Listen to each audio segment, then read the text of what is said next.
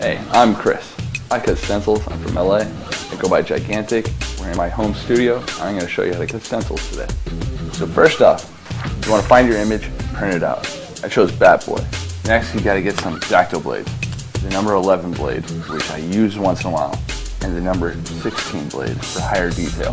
This is going to be kind of a basic stencil. It's going to be pretty easy. It's going to take me about an hour and a half to cut out. Once you have your black and white copy, the next step is cutting out all the dark spots. You're going to want to leave some for shading, but for the most part, cut out pretty much all the black. When you're doing real high detail, a lot of these lines are going to be connected. It's all going to be solid black. You don't want to cut it all, otherwise your stencil's going to fall apart. So you got to be very careful and leave lots of connector pieces. Very important to have these, otherwise you're just going to have a big hole.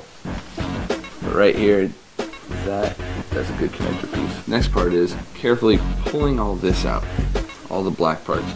Stab your piece that you're going to be taking out. Now we have the negative of the original. Once you have your stencil finished, throw it on a t-shirt. I like to wear it out that night. You can place it anywhere you want.